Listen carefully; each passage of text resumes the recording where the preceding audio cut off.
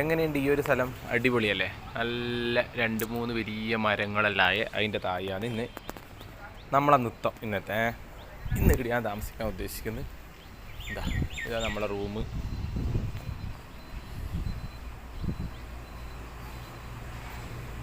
ഇത് നമ്മളെ അടുക്കള.